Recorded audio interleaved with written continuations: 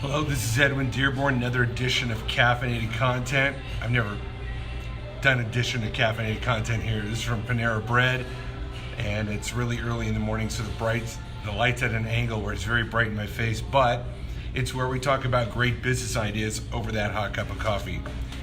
If you're an entrepreneur, a solopreneur, a real estate agent, a life agent, insurance agent, like your paycheck is based on your hustle. So if you're one of those guys, I want to tell you where you're missing the boat and where I have to recalibrate all the time to get my sales funnel full. Now, the idea of a sales funnel is that it's large at the top and it narrows down to an actual sale at the bottom. You've got to contact a lot of people, then you get less prospects, then you actually get even less proposals, and a certain number of those proposals close. The problem is that you don't have enough closes because at the top end of the funnel is a lack of work, a lack of estimation of effort. And there's a couple of ways to do prospecting. Now, I define prospecting as the art of creating new relationships. I want to go over that again. It's not the art of selling. I'm trying to create a new relationship. I'm attempting to create a bond with somebody so that at some point, maybe I can sell them. But that's not the prospecting stage. I am just out there communicating, trying to build an image, build a connection, and see if there's an opportunity that makes sense for both I and the prospect. So I'm going to tell you a couple of things that I do that work for prospecting. So if it's the art of creating new relationships, number one is my content. When I put content out, whether it's caffeinated content, blog articles, either I write them or curate them from other writers, I tweet, I post facts, I'm keeping my name and my reputation in front of my audience. So I've got 5,000 followers on Facebook, 13,000 on Twitter, close to 13,000 on LinkedIn, and I'm working on growing those every day. But I've also can't just make the connections, I've got to put content. So I get a lot of people that say, look, I've seen your videos over a series of weeks or days or months or years. I've been getting your emails. That content builds a relationship. In fact, I just got a referral last week from a person that is a follower of mine on social media, but has never been a customer. So through my content, I've created a relationship. So are you putting out enough content? And if you don't know how to create content, you can curate it, meaning collect it from other sources, put it in your feed, and at least be in front of people as someone who's passionate about talking about whatever you want to talk about. So that's the first way to continue to prospect. But that's a soft way. Let me give you a more direct way. I believe that for a solopreneur or a life agent, real estate agent, B2B kind of guy, that LinkedIn is your superpower. If you can master LinkedIn, I'm telling you right now, the amount of connections.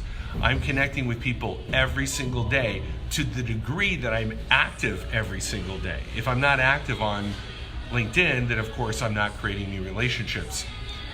I had an appointment on Friday, met the guy through LinkedIn. Have another appointment on Tuesday, met the guy on LinkedIn. Hopefully gonna close a deal today or tomorrow or the next day. Within a matter of days, somebody met on LinkedIn 5 years ago. Yeah, that's right, 5 years ago. Right, put him in my database, kept dripping on him content, and now we're closing a big deal. But originally, I made that relationship, I created that new relationship through LinkedIn. Now, the great thing about LinkedIn is people are there to talk about business, but unfortunately, most people don't know how to go about doing that. So if you can master it, if you can be conversational and not salesy, you can be building a relationship with somebody in a natural, organic way. I'm telling you right now, there is a massive opportunity to identify exactly who you want to talk to. And you know what? The people on LinkedIn are the most qualified, educated people on social media. So if you want to talk to qualified and educated people, I'm suggesting you get real busy on LinkedIn. I see people, well, how do I use Instagram and how do I use Facebook? Well, I think the greatest use of Facebook and Instagram, in my humble opinion, is through video. And not talking about yourself, but educating people, sharing successes, case studies, not being overly braggadocious, but talking about self. But I think you're going to build a better relationship in social media by just educating people, or saying, hey, here's a piece of content that I found. I thought you'd be interested in. I'm looking to collaborate people in the spirit of this article. Is that something you'd want to have a conversation about? Collaboration. Real simple. If they say no, I go, thank you very much. I don't pester them. I don't bother them. I don't send them a ton of messages. I engage only with the engagers. And what I have found is that there are people that want to be engaged. There are people that want to collaborate. There's people out there who want to do business and build their network as well. So, but here's the downfall. What I've found, and this is true of working out, dieting, being healthy, in business, I don't care what you want to, in what area of life, but it's being consistent. And being consistent is where you win with prospecting. See, let's say I send out 100 invitations per day on LinkedIn. I can do this early in the morning. I can do it late at night.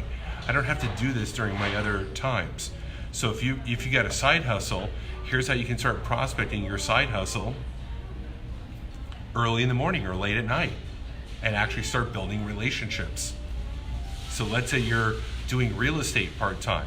Well, side hustle the networking in the evening or early in the morning. That's when I do it. It's on a side hustle, but my point is it can be done for a side hustle. So I send out 100 invitations, about 25 to 30 people will accept it. And then from there, what I do is I send out a very, very short communication with a link to an article from Forbes or some authoritative site that I've done a lot of research on, that basically says you and I should do business together.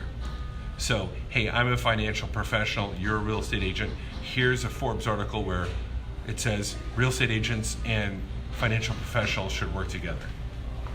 So I send out saying, hey, here's a great article from Forbes on why we should collaborate. If you're interested, let me know. If they don't respond, I don't do anything, because I'm only looking for those that engage. Out of those 30 people, I found that one or two will go, wow, that's interesting, or yes, I've been thinking about that, or I would love to collaborate and grow my own network. Great, let's meet for a coffee, or let's get on a Zoom call. See, I'm moving it from social prospecting to a conversation. I'm not selling. Don't try to convince anybody that you are all that in a bag of chips. It's not going to work. It comes across egotistical, it is annoying, and you're going to burn bridges. The way to build a bridge is to build a bridge. You put out a plank, you extend, right, to cross. You meet people halfway. If they're not interested in meeting halfway, then don't meet them. It's simple as that. Engage the engagers, and then from there set the appointment, and then really when you meet them, again, don't sell them. Build the relationship, build rapport.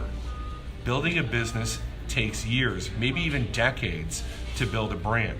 You're not going to get some instantaneous sale.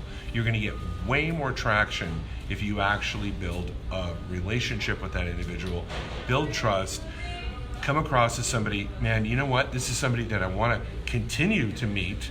This is someone that I want to continue to talk to. This is somebody that I potentially could actually do business with, and better yet, refer them business. So that takes a lot of trust to build. So in my first meeting, my first presentation, I'm giving an overview. And from that overview, I look for them, I prod, I ask questions. Are you someone that is intrigued by what I'm saying.